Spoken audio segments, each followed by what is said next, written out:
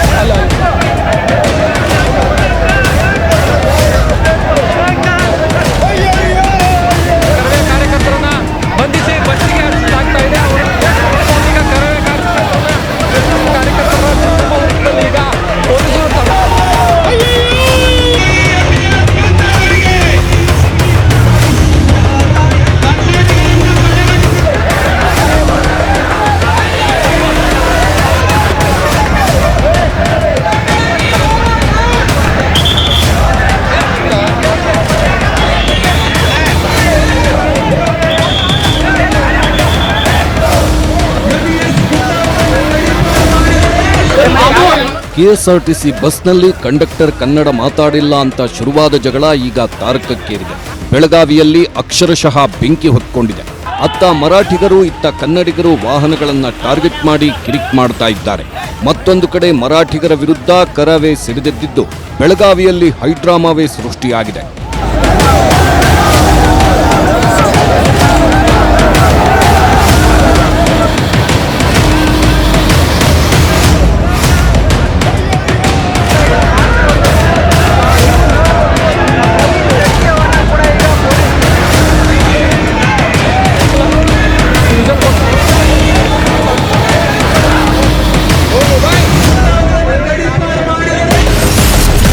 ಮರಾಠಿಗರ ಪುಂಡಾಟ, bus ಬಂದ್, ಗಡಿ ಉದ್ವಿಗ್ನ. ಬೆಳಗಾವಿಯಲ್ಲಿ ಕರವೇ ಕಹಳೆ, ಪ್ರತಿಭಟನೆ, ಹೋರಾಟ, ಹೈಡ್ರಾಮಾ. ಕಂಡಕ್ಟರ್ ವಿರುದ್ಧ ಕೇಸ್ ವಾಪಸ್, ಸಂತ್ರಸ್ತೆ ಕುಟುಂಬ ಹೇಳಿದ್ದೇನು? ಎಸ್, ಮರಾಠಿಗರಿಗೆ ಕನ್ನಡಿಗರು ತರಾಟೆಗೆ ತೆಗೆದುಕೊಳ್ತಾ ಇದ್ದಾರೆ. ನಿಮ್ಮದು ಅತಿಯಾಯ್ತು ಅಂತ ನೇರವಾಗಿ ಹೇಳಿ ವಾರ್ನಿಂಗ್ ಕೊಡ್ತಾ ಇದ್ದಾರೆ. ಈಗ ಬೆಳಗಾವಿಯಲ್ಲಿ ಮರಾಠಿ ವರ್ಸಸ್ ಕನ್ನಡ ವಾರ್ ಶುರುವಾಗಿದ್ದು ಬೆಂಕಿಯೇ ಹೊತ್ಕೊಂಡಿದೆ. ಒಂದು ಕಡೆ ಮರಾಠಿಗರು ಕನ್ನಡಿಗರನ್ನ ಕೀಟಲೆ ಮಾಡ್ತಾ ಇದ್ರೆ, ಮತ್ತೊಂದು ಕಡೆ ಕನ್ನಡಿಗರು ಮರಾಠಿಗರ ವಿರುದ್ಧ ರೊಚ್ಚಿಗೆದ್ದಿದ್ದಾರೆ.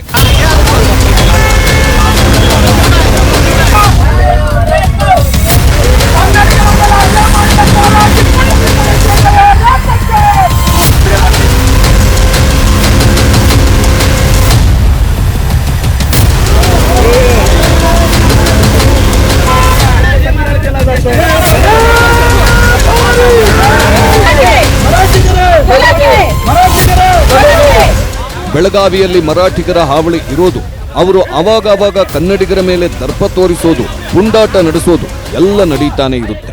ಆದ್ರೆ ಈಗ ಒಂದು ಘಟನೆಯಿಂದ ಮರಾಠಿಗರು ಮತ್ತು ಕನ್ನಡಿಗರ ಮಧ್ಯೆ ಬೆಂಕಿ ಹೊತ್ತಿ ಉರಿಯುವಂತಾಗಿದೆ. ಮರಾಠಿಗರು ಮಾಡಿದ ಪುಂಡಾಟಕ್ಕೆ ಕನ್ನಡಿಗರು ಕಾದ ಕೆಂಡದಂತಾಗಿದ್ದಾರೆ.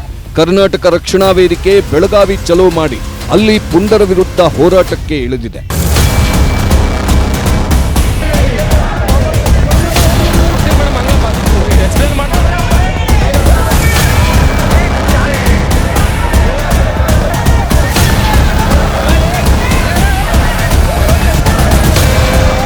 ಕೆಎಸ್ಆರ್ಟಿಸಿ ಕಂಡಕ್ಟರ್ ಮೇಲೆ ಹಲ್ಲೆ ಮಾಡಿ ಪುಂಡಾಟ ಮಾಡಿದ್ದಕ್ಕೆ ಕರವೇ ಬಣದ ಪ್ರವೀಣ್ ಶೆಟ್ಟಿ ಬಣ ಮತ್ತು ನಾರಾಯಣಗೌಡ ಬಣ ಎರಡೂ ಬಣಗಳು ಹೋರಾಟ ಮಾಡ್ತಾ ಇದ್ದು, ಆ ಹೋರಾಟದಲ್ಲಿ ಹೈಡ್ರಾಮಾ ಸೃಷ್ಟಿಯಾಗಿದೆ.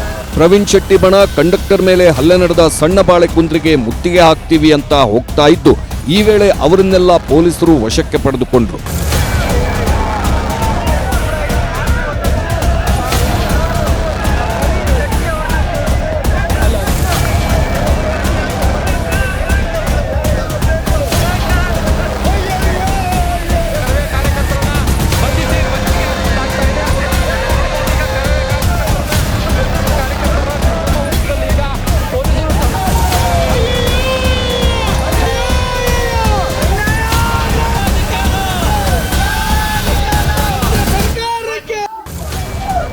ಮರಾಠಿಗರ ವಿರುದ್ಧ ಘೋಷಣೆಗಳನ್ನ ಕೂಗ್ಕೊಂಡು ಕನ್ನಡಿಗರ ಪರ ಧ್ವನಿ ಎತ್ತಲು ಹೋಗ್ತಾ ಇದ್ದ ಹೋರಾಟಗಾರರನ್ನ ಪೊಲೀಸರು ಅರ್ಧಕ್ಕೆ ತಡೆದು ನಿಲ್ಲಿಸಿದ್ದು ಅವರನ್ನೆಲ್ಲ ವಶಕ್ಕೆ ಪಡೆದುಕೊಂಡು ಕರೆದುಕೊಂಡು ಹೋಗಲಾಯಿತು. ವಶಕ್ಕೆ ಪಡೆಯುವಾಗಲೂ ಹೋರಾಟಗಾರರು ಅಯ್ಯಯ್ಯೋ ಅನ್ಯಾಯ, ಬೇಕೇ ಬೇಕು, ನ್ಯಾಯ ಬೇಕು ಅಂತ ಘೋಷಣೆಗಳನ್ನ ಕೂಗಿದ್ರು.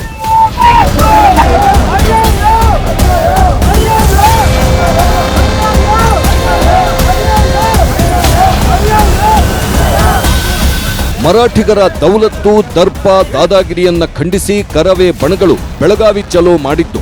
ಚೆನ್ನಮ್ಮ ವೃತ್ತದಿಂದ ಕಮಿಷನರ್ ಕಚೇರಿವರೆಗೆ ರ್ಯಾಲಿ ಮಾಡಿದ್ರು. ಬಳಿಕ ಬಾಳೆಕುಂದ್ರಿ ಚಲೋಗೆ ಕರವೇ ನಿರ್ಧಾರ ಮಾಡಿದ್ದು. ಚೆನ್ನಮ್ಮ ವೃತ್ತದಲ್ಲಿ ಪ್ರವೀಣ್ ಶೆಟ್ಟಿ ಬಣ ಪ್ರತಿಭಟನೆ ನಡೆಸಿತ್ತು. ಈ ವೇಳೆ ಎಂಇಎಸ್ ಶಿವಸೇನೆ ನಿಷೇಧಿಸುವಂತೆ ಕರವೇ ಒತ್ತಾಯ ಮಾಡಿದ್ದು. ಯಾರಪ್ಪಂದೇನೈತಿ, ಬೆಳಗಾವಿ ನಮ್ದೈತಿ ಅಂತ ಘೋಷಣೆಗಳನ್ನ ಕೂಗಿದ್ರು. ಪ್ರತಿಭಟನೆ ಕೈಮೀರಿ ಹೋಗುತ್ತೆ ಅನ್ನೋದು ಗೊತ್ತಾದಾಗ ಕರವೇ ಕಾರ್ಯಕರ್ತರನ್ನ ವಶಕ್ಕೆ ಪಡೆದುಕೊಳ್ಳಲಾಗಿದೆ.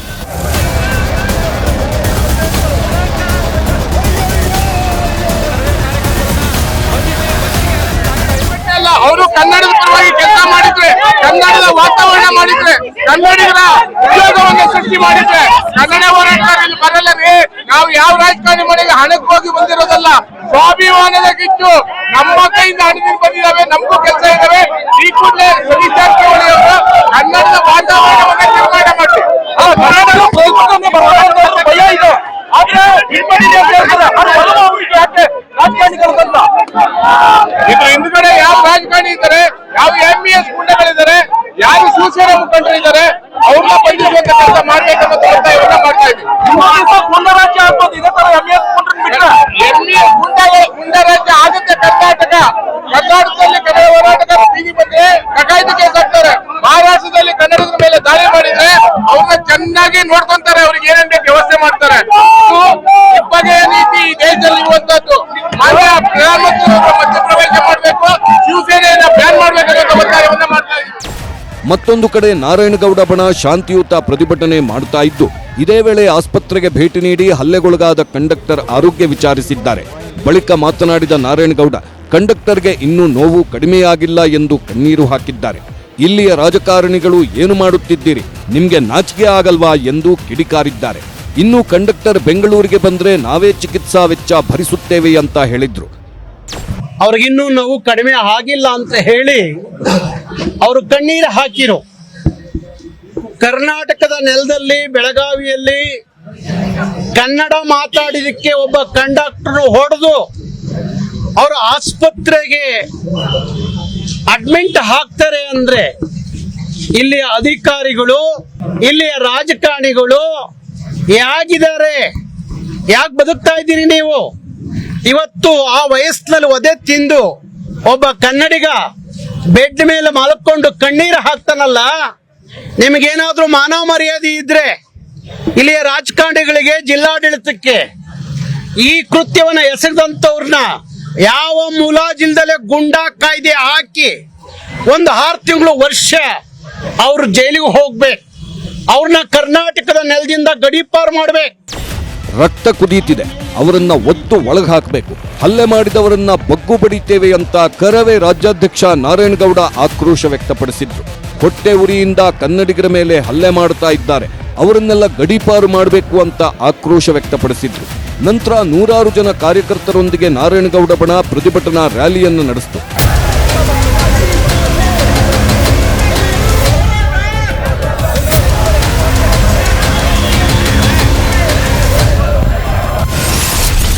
ಕನ್ನಡ ವರ್ಸಸ್ ಮರಾಠಿ ಬೆಂಕಿ ಹೊತ್ತಿದ್ದೇಗೆ.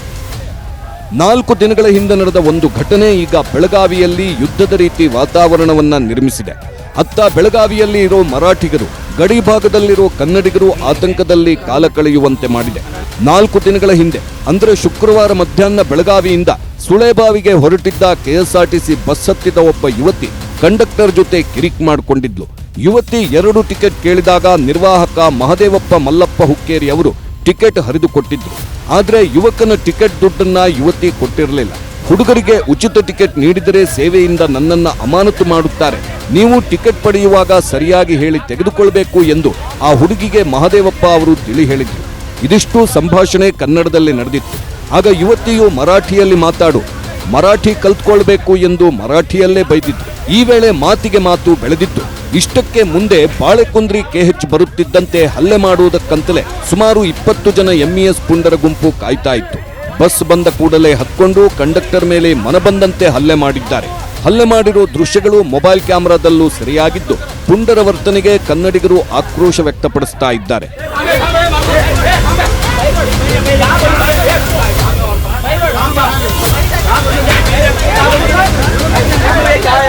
ಕನ್ನಡ ಮಾತಾಡಿಲ್ಲ ಅಂತಲೇ ಈ ರೀತಿ ಹೊಡೆದಿದ್ದಾರೆ, ಹಲ್ಲೆ ಮಾಡಿದ್ದಾರೆ. ನಾನು ಏನೂ ತಪ್ಪು ಮಾಡಿಲ್ಲ ಅಂತ 51 ವರ್ಷದ ಮಹದೇವಪ್ಪ ಅವರು ಕಣ್ಣೀರಿಡುತ್ತಲೇ ಮಾಧ್ಯಮಗಳ ಮುಂದೆ ವಿವರಿಸಿದ್ರು. ಹಲ್ಲೆ ನಡೆದ ಬಳಿಕ ಕಂಡಕ್ಟರ್ ಜಿಲ್ಲಾಸ್ಪತ್ರೆ ಬಿಮ್ಸ್ನಲ್ಲಿ ಚಿಕಿತ್ಸೆಗೆ ದಾಖಲಾಗಿದ್ದಾರೆ. ಬಸ್ ಚಾಲಕ ಕತಾಲ್ ಸಾಬ್ ಮೊಮಿನ್ ಕೂಡ ಹಲ್ಲೆಗೆ ಗುರಿಯಾಗಿದ್ದು, ಇವರು ಜಿಲ್ಲಾಸ್ಪತ್ರೆಯಲ್ಲಿ ಚಿಕಿತ್ಸೆ ಪಡೆದುಕೊಂಡಿದ್ದಾರೆ.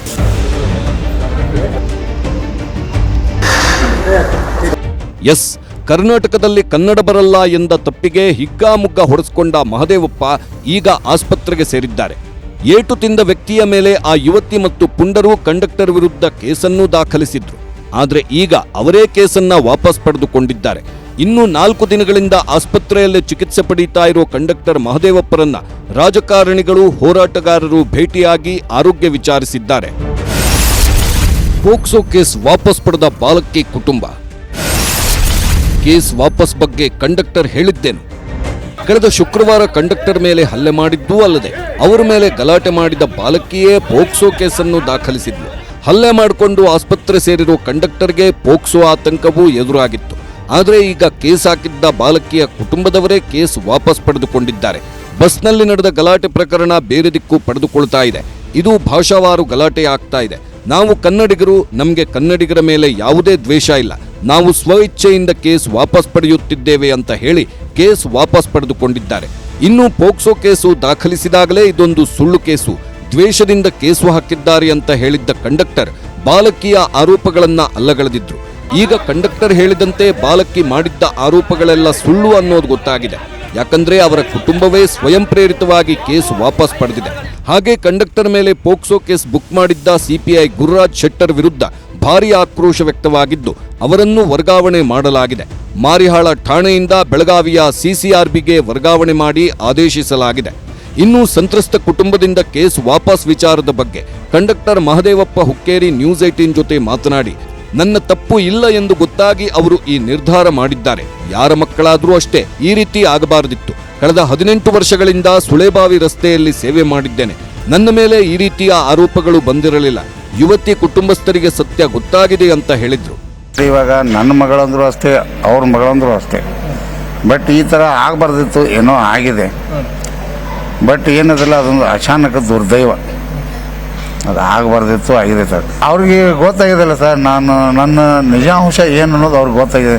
ಬಟ್ ಅವರು ಅಕ್ಕಪಕ್ಕದ ಊರಲ್ಲಿ ಕೇಳಿರ್ಬೋದು ಇವು ಕಂಡಕ್ಟರ್ ಹೇಗೆ ಏನು ಅಂತ. ಬಟ್ ಅವ್ರು ಕೇಳ್ಕೊಂಡು ಹಿಂದೆ ತೊಂದಿರ್ಬೋದಲ್ಲ ಸರ್.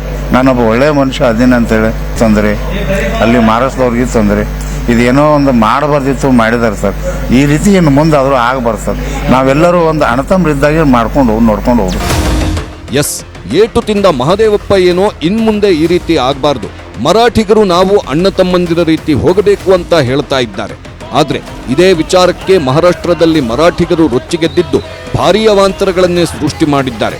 ಕನ್ನಡಿಗರನ್ನ, ಕರ್ನಾಟಕವನ್ನ ಅವಮಾನ ಮಾಡೋ ಕೆಲಸ ಮಾಡ್ತಾ ಇದ್ದಾರೆ. ಕರ್ನಾಟಕದ ವಾಹನಗಳನ್ನ ಟಾರ್ಗೆಟ್ ಮಾಡಿದ ಎಂಇಎಸ್. ಬಸ್ಗಳ ಮೇಲೆ ಮರಾಠಿ ಬರಹ, ಕಂಡಕ್ಟರ್ಗಳ ಮೇಲೂ ಹಲ್ಲೆ.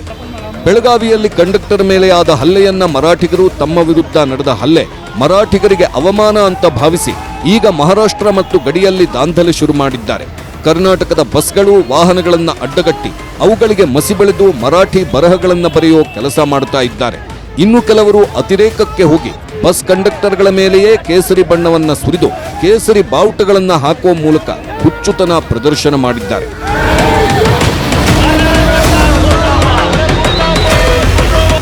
ಎಸ್, ಎಂಇಎಸ್ ಪುಂಡರು ಈಗ ಕೆಂಪು ಬಸ್ ಕಂಡ ತಕ್ಷಣ ಬಸ್ ತಡೆದು ಜೈ ಶಿವಾಜಿ, ಜೈ ಮಹಾರಾಷ್ಟ್ರ ಅಂತ ಘೋಷಣೆಗಳನ್ನ ಕೂಗಿ ಕನ್ನಡ ಬೋರ್ಡ್ಗಳಿಗೆ ಮಸಿ ಬಳಿಯೋ ಕೆಲಸ ಮಾಡ್ತಾ ಇದ್ದಾರೆ. ದೊಡ್ಡ ದೊಡ್ಡ ಐಷಾರಾಮಿ ಬಸ್ಗಳ ಮೇಲೆ ಕಪ್ಪು ಬಣ್ಣದಲ್ಲಿ ಮಹಾರಾಷ್ಟ್ರ ಸ್ಲೋಗನ್ಗಳನ್ನ ಬರೆದು ಹಾಳುಗೆಡವಿದ್ದಾರೆ. 7-8 ಬಸ್ಗಳ ಮೇಲೆ ಈ ರೀತಿ ವಿಕೃತಿ ಮೆರೆದಿದ್ದು ಮಹಾರಾಷ್ಟ್ರಕ್ಕೆ ಕರ್ನಾಟಕ ಬಸ್ಗಳು ಹೋಗದಂತೆ ಮಾಡಿಬಿಟ್ಟಿದ್ದಾರೆ.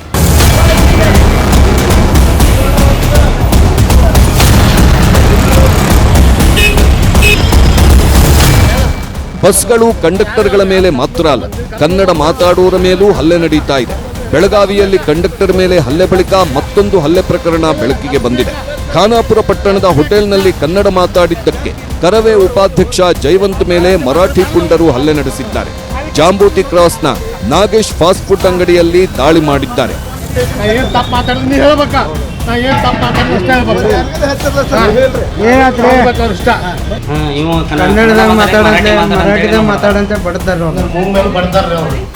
ಬೆಳಗಾವಿಯಲ್ಲಿ ಬಸ್ ನಿರ್ವಾಹಕನ ಮೇಲೆ ಹಲ್ಲೆ ಪ್ರಕರಣ ಬೂದಿ ಮುಚ್ಚಿದ ಕೆಂಡದಂತಾಗಿದೆ. ಈ ಕೇಸಿಂದ ಮಹಾರಾಷ್ಟ್ರದ ಗಡಿ ಉದ್ವಿಗ್ನಗೊಂಡಿದೆ. ಎರಡೂ ರಾಜ್ಯಗಳ ಸಂಚಾರ ಬಂದಾಗಿದೆ. ಮಹಾರಾಷ್ಟ್ರದಲ್ಲಿ ರಾಜ್ಯದ ಬಸ್ಗಳ ಮೇಲೆ ದಾಳಿ ಮಾಡಲಾಗ್ತಿದೆ. ಹಲವಾರು ಕಡೆಗಳಲ್ಲಿ ರಾಜ್ಯದ ಬಸ್ಗಳನ್ನು ತಡೆಯುತ್ತಿರುವ ಶಿವಸೇನೆ ಮತ್ತು ಎಂಇಎಸ್ ಪುಂಡಾಟ ಮುಂದುವರೆಸ್ತಿದೆ. ಇಂಥ ಘಟನೆಗಳು ನಡೀತಾ ಇರೋದ್ರಿಂದ ಮಹಾರಾಷ್ಟ್ರದೊಳಗೆ ತೆರಳಲು ಕೆಲವರು ಚಾಲಕರು ಮತ್ತು ನಿರ್ವಾಹಕರು ಹಿಂದೆ ಮುಂದೆ ನೋಡ್ತಾ ಇದ್ದಾರೆ. ಕೆಲವರಂತೂ ಬೇರೆ ಬೇರೆ ದಾರಿಗಳಲ್ಲಿ ರಾಜ್ಯಕ್ಕೆ ಹಿಂದಿರುಗುವ ಕೆಲಸವನ್ನೂ ಮಾಡಿದ್ದಾರೆ. ರಾಷ್ಟ್ರ ಸರ್ಕಾರದ ಬಸ್ಗಳು ಬರ್ತಾ ಇಲ್ಲ, ಕರ್ನಾಟಕ ಸರ್ಕಾರದ ಬಸ್ಗಳು ಆ ಕಡೆ ಹೋಗ್ತಾ ಇಲ್ಲ. ಸದ್ಯದ ಪರಿಸ್ಥಿತಿಯಲ್ಲಿ ಎರಡನ್ನೂ ನಿಲ್ಲಿಸಿದ್ದಾರೆ. ಖಾಸಗಿ ಬಸ್ಗಳು ಹೋಗಿ ಬಂದು ಮಾಡ್ತಾ ಇದ್ದಾವೆ ಅಷ್ಟೇ. ಬಿಟ್ರೆ ನಾವು ಇನ್ನೂ ಒಂದಿಷ್ಟು ವಾತಾವರಣ ತಿಳಿಯಾದ್ಮೇಲೆ ಮತ್ತೆ ಪ್ರಾರಂಭ ಮಾಡ್ತಾರೆ. ಇತ್ತ ಈಗ ಮರಾಠಿಗರು ಮಾಡಿದ ಕೆಲಸಕ್ಕೆ ಪ್ರತಿಯಾಗಿ ಕರ್ನಾಟಕದಲ್ಲೂ ಮಹಾರಾಷ್ಟ್ರದ ವಾಹನಗಳನ್ನು ತಡೆಯಲಾಗ್ತಾ ಇದ್ದು, ಶಾಂತಿಯುತವಾಗಿ ಅವರಿಗೆ ಬುದ್ಧಿ ಹೇಳಿ ಕಳಿಸುವ ಕೆಲಸವನ್ನ ಮಾಡಿದ್ದಾರೆ. ಬೆಂಗಳೂರು ಗ್ರಾಮಾಂತರ ಭಾಗದಲ್ಲಿ ಮಹಾರಾಷ್ಟ್ರ ನೋಂದಣಿ ವಾಹನಗಳನ್ನು ತಡೆದು ಪ್ರವೀಣ್ ಶೆಟ್ಟಿ ಬಣ ವಿಭಿನ್ನವಾಗಿ ಹೋರಾಟ ಮಾಡಿದೆ. ಕಾರು ಲಾರಿಗಳನ್ನು ತಡೆದು ಹೂ ಮತ್ತು ಸಿಹಿ ನೀಡಿ ಎಂಇಎಸ್ ಪುಂಡರಿಗೆ ನಿಮ್ಮ ವಾಹನಗಳು ನಮ್ಮಲ್ಲಿಗೆ ಬರುತ್ತೆ ಅಂತ ಎಚ್ಚರಿಕೆಯಿಂದಿರಿ ಅಂತ ಶಾಂತಿಯುತ ಪ್ರತಿಭಟನೆ ನಡೆಸಿದ್ರು.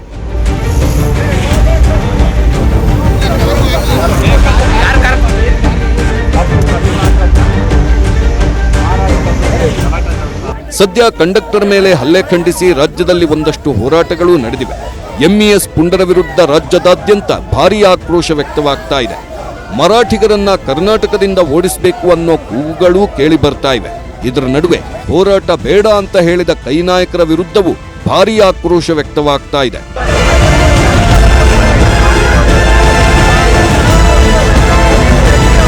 ಭಾಷೆ, ಧರ್ಮ, ಗಡಿ ವಿಚಾರ ಅಂದ್ರೆ ಬೆಂಕಿ ಹೊತ್ತಿ ಉರಿಯುತ್ತೆ.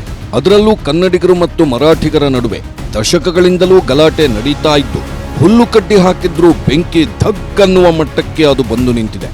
ಈಗ ಬಸ್ನಲ್ಲಿ ಮರಾಠಿ ಮಾತಾಡಿಲ್ಲ ಅನ್ನೋ ವಿಚಾರಕ್ಕೆ ಬೆಂಕಿ ಹೊತ್ಕೊಂಡಿದ್ದು, ಅದು ದೊಡ್ಡದಾಗ್ತಾ ಆಗ್ತಾ ರಾಜಕೀಯ ಸ್ವರೂಪ ಪಡೆದುಕೊಂಡಿದೆ. ಪುಂಡರ ವಿರುದ್ಧ ಹೋರಾಟ ಬೇಡ ಎಂದಿದ್ದಕ್ಕೆ ಕೈ ನಾಯಕರು ಲಕ್ಷ್ಮೀ ಹೆಬ್ಬಾಳ್ಕರ್, ಸತೀಶ್ ಮರಾಠಿಗರ ಓಲೈಕೆ ಮಾಡಿದ್ರೆ, ಸಚಿವರು ಸರ್ಕಾರದ ನಡೆ ಬಗ್ಗೆ ವಿಪಕ್ಷಗಳು ಗರಂ. ಬೆಳಗಾವಿಯ ಕಿಚ್ಚು ಈಗ ಸರ್ಕಾರಕ್ಕೂ ಟೆನ್ಷನ್ ಕೊಡ್ತಾ ಇದೆ. ಏನು ಮಾತಾಡಿದ್ರೆ ಏನಾಗುತ್ತೋ, ಏನು ಮಾಡಿದ್ರೆ ಇನ್ನೇನಾಗುತ್ತೋ ಅಂತ ಸರ್ಕಾರ ಮತ್ತು ಸಚಿವರು ಭಯ ಪಡ್ತಾ ಇದ್ದಾರೆ. ಅದರಲ್ಲೂ ಬೆಳಗಾವಿಯ ನಾಯಕರು ಈ ಗಲಾಟೆ ಬಗ್ಗೆ ಸೈಲೆಂಟ್ ಆಗಿರಲು ನಿರ್ಧಾರ ಮಾಡಿಬಿಟ್ಟಿದ್ದಾರೆ. ಇಲ್ಲಿ ಕನ್ನಡಿಗರ ಪರ ವಹಿಸಿದ್ರೆ ಮರಾಠಿಗರ ಓಟು ಸಿಗಲ್ಲ, ಮರಾಠಿಗರ ಪರ ನಿಂತ್ರೆ ಕನ್ನಡಿಗರ ಓಟು ಗಿಟ್ಟಲ್ಲ. ಹಾಗಾಗಿ ಎಚ್ಚರಿಕೆಯ ನಡೆ ಅನುಸರಿಸಲು ಮುಂದಾಗಿದ್ದಾರೆ. ಎಸ್, ಬೆಳಗಾವಿಯಲ್ಲಿ ಮರಾಠಿಗರ ಬೆಂಬಲ ಇದ್ರೇನೆ ಗೆಲ್ಲೋಕೆ ಸಾಧ್ಯ ಅಂತ ಅರಿತುಕೊಂಡಿರೋ ನಾಯಕರು ಈಗ ಬೆಳಗಾವಿಯಲ್ಲಿ ಭಾಷಾ ವಿಚಾರಕ್ಕೆ ಗಲಾಟೆ ನಡೀತಾ ಇದ್ರು ತುಟಿಕ್ ಪಿಟಿಕ್ ಅನ್ನದೇ ಜಾಣ ಮೌನ ವಹಿಸಿದ್ದಾರೆ. ಕೆಲವರು ಮಾತಾಡಬೇಕಾದ ಪ್ರಸಂಗ ಬಂದಾಗ ಹಾವು ಸಾಯ್ಬಾರ್ದು, ಕೋಲು ಮುರಿಬಾರ್ದು ಅನ್ನೋ ರೀತಿ ಮಾತಾಡಿದ್ದಾರೆ.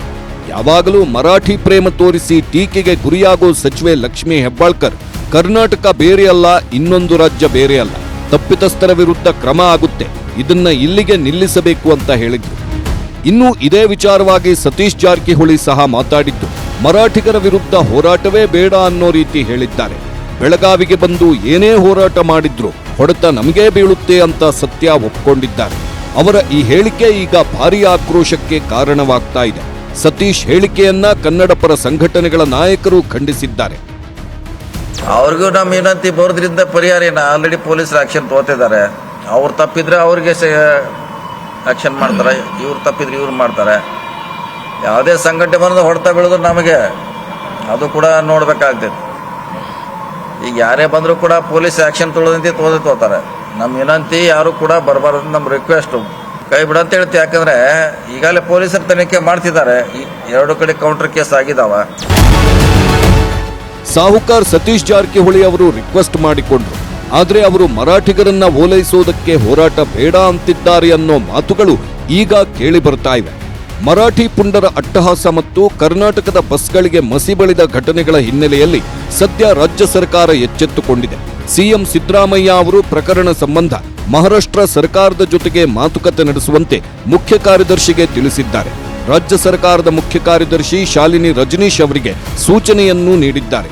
ಅಷ್ಟೇ ಅಲ್ಲದೆ ಬೆಳಗಾವಿಯಲ್ಲಿರುವ ಡಿಜಿಐಜಿಪಿ ಅಲೋಕ್ ಮೋಹನ್ ಅವರಿಗೆ ದೂರವಾಣಿ ಮೂಲಕ ಮಾತನಾಡಿ ಮಹಾರಾಷ್ಟ್ರದ ಡಿಜಿ ಜೊತೆ ಮಾತನಾಡಲು ಸಿದ್ದರಾಮಯ್ಯ ಅವರು ಸೂಚಿಸಿದ್ದಾರೆ. ಏನೇ ಆದರೂ ಕಂಡಕ್ಟರ್ ಮೇಲಿನ ಹಲ್ಲೆ ವಿಚಾರದಲ್ಲಿ ಬೆಳಗಾವಿ ರಾಜಕಾರಣಿಗಳು ಜಾಣ ನಡೆ ಅನುಸರಿಸ್ತಾ ಇದ್ದು ಕನ್ನಡಿಗರ ವಿರೋಧವನ್ನು ಕಟ್ಟಿಕೊಳ್ಳಬಾರದು, ಮರಾಠಿಗರನ್ನು ವಿರೋಧ ಮಾಡಬಾರದು ಅನ್ನೋ ರೀತಿ ನಡೆದುಕೊಳ್ತಾ ಇದ್ದಾರೆ.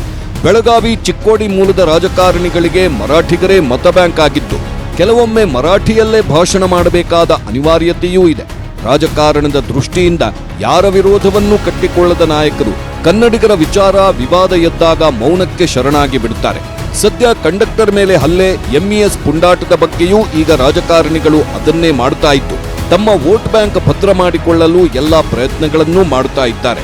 ಆದ್ರೆ ಇದಕ್ಕೆ ಕನ್ನಡಿಗರಿಂದ ಭಾರೀ ವಿರೋಧ ವ್ಯಕ್ತವಾಗಿದ್ದು ಈಗ ಬೆಳಗಾವಿ ರಾಜಕಾರಣಿಗಳು ಕನ್ನಡಿಗರ ಪರ ಇರ್ತಾರಾ ಅಥವಾ ಮರಾಠಿ ವೋಟ್ ಬ್ಯಾಂಕ್ ಭದ್ರ ಮಾಡಿಕೊಳ್ತಾರಾ ಅನ್ನೋದು ಕುತೂಹಲ ಕೆರಳಿಸಿದೆ.